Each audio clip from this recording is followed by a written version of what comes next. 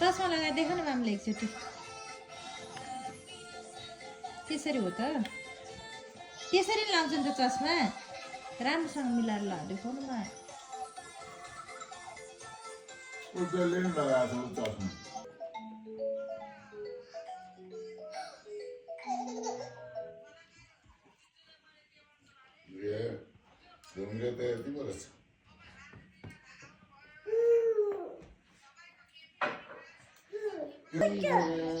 मेरो ज्वाइँको भाग्य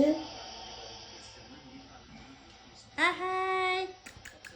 आहाई कति राम्रो भयो सानो त